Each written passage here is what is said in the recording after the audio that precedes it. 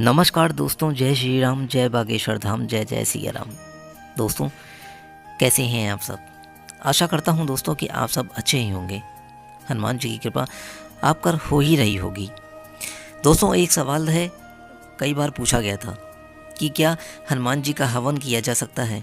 जी हाँ दोस्तों, बिल्कुल भी किया जा सकता है। कोई भी व्यक्ति या कोई भी साधक हनुमान जी का हवन अपने घर पर स्वयं ही कर सकता है, परंतु इसके लिए यदि आपके पास कोई योग्य पंडित अगर उपलब्ध ना हो तो आप यह हवन स्वयं ही कर सकते हैं। दोस्तों, यह आज का ये वीडियो है हनुमान चालीसा के हवन के ऊपर, और इस वीडियो को आप बिल्कुल भी मिस मत कीजिएगा। यह हवन बहुत ही ज़रूरी है, यह उपाय बहुत ही ज़रूरी है। प्रयोग ध्यान से सुनिएगा, क्योंकि आज की इस वीडियो के माध्यम से जो मैं आपको हनुमान जी का हवन आपके घर पे स्वयं करने के लिए बताने जा रहा हूँ, ये कई बार पूछा भी गया है। इस वीडियो पर जो भी मैंने आपको बात बताने जा रहा हूँ दोस्तों, इसको ध्यान से सुनिएगा। देखिए, हनुमान जी महाराज का हवन आप अपने घर में ही कर सकते हैं। दोस्तों, सबसे पहले ये जान लेते हैं कि हनुमान जी महाराज के हवन करने से हमें लाभ क्या होने वाले हैं। आखिर ये हवन हम किस दिन करें, इसमें क्या क्या सामग्री प्रयोग करें, किस तरीके से हवन को पढ़ें और किस तरीके से आहुति देनी है। तो दोस्तों, इस वीडियो को ध्यान से सुनिएगा। एक बार आपने कमेंट करके ये पूछा था कि क्या लड़कियां हनुमान जी का हवन कर सकती हैं? बिल्कुल कर सकती हैं। तो दोस्तों, इस वीडियो में जो मैं विधि बताने जा रहा हूँ उसको ध्यान से सुनिएगा। सबसे पहले बात आती है दोस्तों कि हनुमान जी के हवन करने से हमें होगा क्या। देखिए दोस्तों, आप जब भी कोई पूजा पाठ का जब दिन आता है और हम अपने घर पे हवन करवाते हैं, यज्ञ करवाते हैं, तो दोस्तों उससे बहुत तरीके के लाभ मिलते हैं। जैसा कि हम ये हवन क्यों करवाते हैं? हम हवन इसलिए करवाते हैं दोस्तों, ताकि हम अपने घर की सुरक्षा कर सकें, नकारात्मक शक्तियों को दूर कर सकें।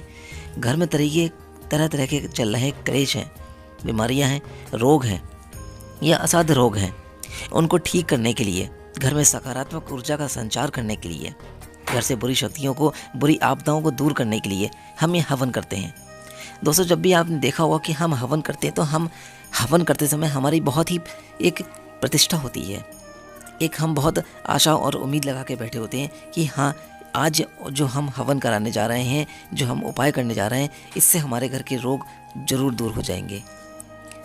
हमारे घर में बहुत तरीके की शांति का वातावरण फैल जाएगा, अशांति घर से दूर भाग जाएगी, और इस हवन के ज़रिए हमारे घर में हर तरीके की सकारात्मक ऊर्जा का संचार होगा, जिससे कि नकारात्मक शक्तियाँ हमारी सारी घर से दूर चली जाएंगी।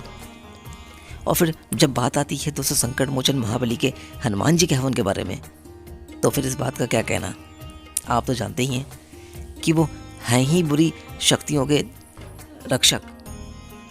हर तरीके की शक्तियों को दूर भगाने के लिए सिर्फ उनका नाम ही काफ़ी है।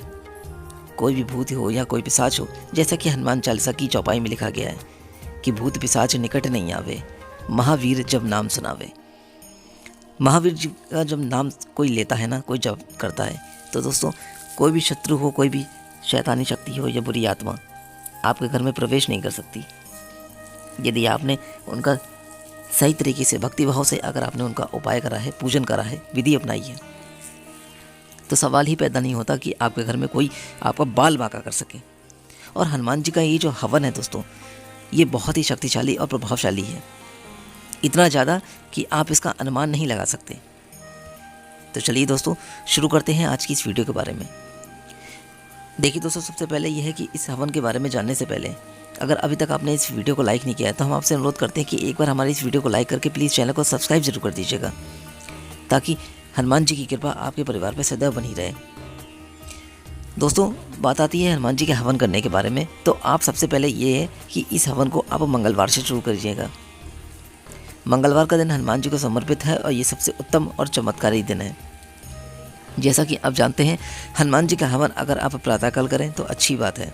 सुबह नहाने धोने के बाद निवृत्त होकर साफ स्वच्छ कपड़े पहन लीजिए, और हवन करने से पूर्व आप हवन की सारी सामग्री पहले तैयार कर लीजिएगा। सामग्री में आपको क्या क्या लेना है, ये बात ध्यान से सुने। देखिए दोस्तों, आपको तिल लेने हैं, चावल लेने हैं, जौ लेने हैं, और घी लेना है, देसी घी। बाहर गाय के घी के या मतलब बाहर के डिब्बे वाले घी का प्रयोग ना करें, गाय के घी का प्रयोग करें शुद्ध।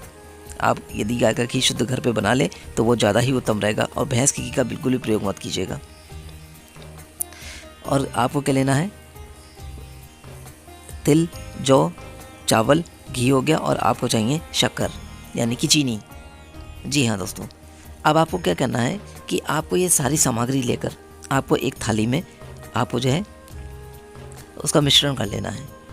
जब आप ये सारी सामग्री लेकर आप थाली में मिला लेंगे, अच्छी तरीके से इसको मिला लीजिएगा। एक बार मैं फिर से बताने जा रहा हूँ दोस्तों, इसको ध्यान से सुनिएगा। सामग्री में आपको तिल चाहिए, जौ चाहिए, चावल, गाय का शुद्ध घी और शक्कर, ये 5 चीज़ें आपको चाहिए। इसके बाद आपको क्या करना है कि आपको एक हवन कुंड लेना है, एक छोटा सा हवन कुंड जो कि स्टील का या फिर तांबे का बना हुआ आता है, आप वो ले लीजिए। नहीं है तो आप अपने घर पे ही एक छोटा सा हवन कुंड तैयार कर लीजिएगा। हवन कुंड तैयार करने के बाद दोस्तों आपको क्या करना है कि आपको श्री राम दरबार की प्रतिमा लेनी है। श्री राम दरबार की प्रतिमा ले लीजिए और हनुमान जी की प्रतिमा ले लीजिए। उसको एक लकड़ी की चौकी पर लाल आसन बिछाकर आप वहाँ पर उन्हें विराजित कीजिए।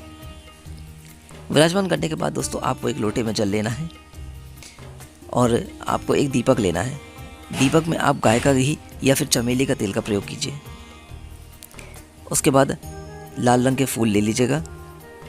ठीक है, लाल रंग के फूल लेने के बाद दोस्तों आपको क्या करना है कि आपको दीपक प्रज्वलित करना है।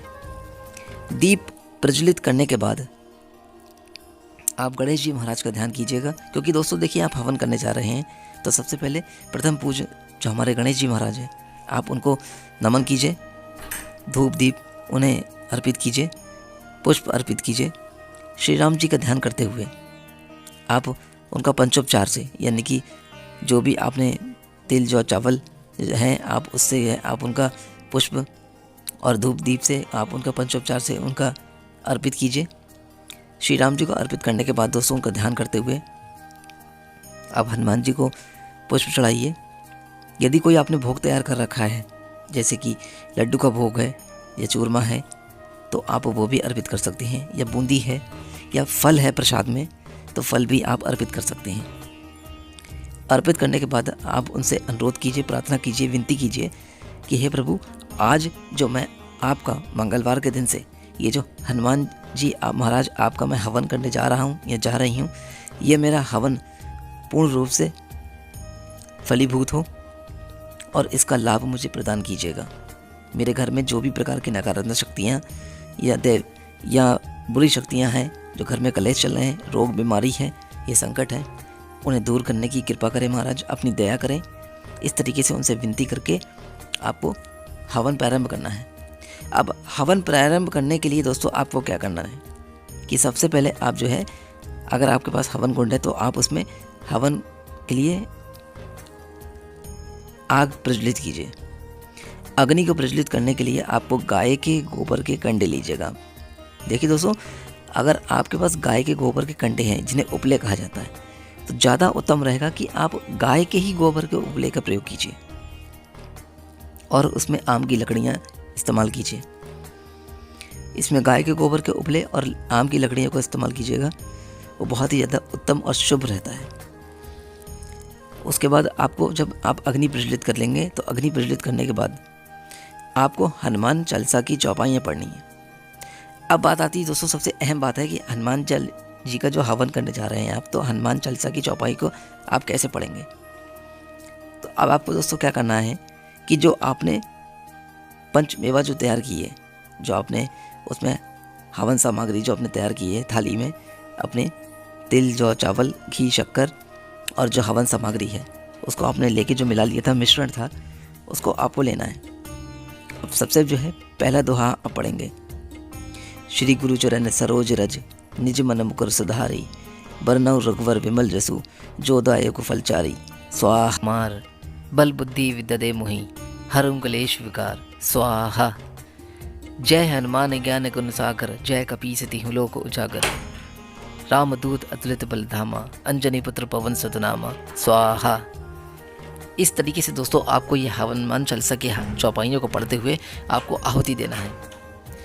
चौपाई पढ़ते जाइए और आहुतियाँ देते जाइए। इसी तरीके से आप पूरा हवन हनुमान चालीसा की प्रयोग चौपाइयों को पढ़ते हुए आप समाप्ति कीजिएगा। उसके बाद दोस्तों आपको क्या करना है कि जब हनुमान जी का आप हवन पूर्ण कर लें तो हनुमान जी का हवन पूर्ण करने के बाद दोस्तों आप प्रभु श्री राम, गणपति महाराज और हनुमान जी महाराज को नमन कीजिएगा।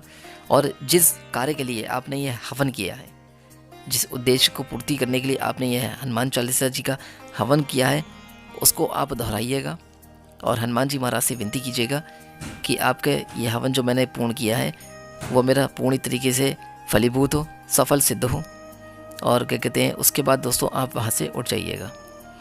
दोस्तों जब आप हनुमान चालीसा का ये जो आप हवन कर लेंगे ना, तो इस हवन से दोस्तों आपके घर की सारी नकारात्मक शक्तियाँ, घर के कलेश, रोग, बीमारियाँ, बाहरी बाधा, भूत प्रेत की बाधा, ऊपरी चक्कर या कोई ऐसा कार्य भी अगर आपका अटका हुआ है जो सफल नहीं हो रहा है, वो पूरी तरीके से पूर्ण हो जाएगा।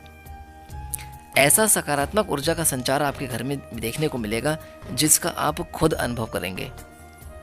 और मेरा मानना है दोस्तों कि हनुमान जी महाराज का ये हवन आपके लिए, आपके जीवन के लिए, आपके घर के लिए एक चमत्कारी वरदान से कम साबित नहीं होने वाला है। तो इसलिए आप ये हवन मंगलवार से आप शुरू कीजिए और हनुमान जी महाराज का ध्यान करते हुए, प्रभु श्री राम को नमन करते हुए दोस्तों ये हवन आप पूर्ण कीजिए। साथ ही दोस्तों इसके नियम जरूर जान लीजिए। देखिए, जब आप हनुमान जी का आप हवन करने जा रहे हैं तो किसी भी प्रकार के तामसिक भोजन को ग्रहण मत कीजिएगा। ऐसा नहीं है कि आपने आज हनुमान चालीसा का हवन कर लिया और उसके बाद आपने जो है तामसिक भोजन भी ग्रहण कर लिया, तो ऐसा ना करें। आप पूरी तरह से शुद्ध शाकाहारी भोजन को ही ग्रहण कीजिएगा, तामसिक भोजन का ग्रहण बिल्कुल मत कीजिएगा। और दोस्तों आप यह हवन अपने घर पे करने के बाद हमें कमेंट बॉक्स में ज़रूर बताएं कि आपने यह हवन करने के बाद आपको कितना लाभ प्राप्त हुआ। आज की वीडियो में दोस्तों बस इतना ही। फिर मिलूंगा दोस्तों बहुत जल्दी किसी और अच्छी वीडियो, कहानी, कथा या उपाय को लेकर। जाने से पहले दोस्तों हम आपसे अनुरोध करना चाहते हैं कि अगर अभी तक आपने इस वीडियो को लाइक नहीं किया है तो प्लीज़ एक बार लाइक करके चैनल को प्लीज़ सब्सक्राइब जरूर कर दीजिएगा, ताकि हनुमान जी महाराज की कृपा आपके परिवार में प्रत्येक सदस्य बनी रहे। तब तक के लिए दोस्तों जय श्री राम, जय बागेश्वर धाम।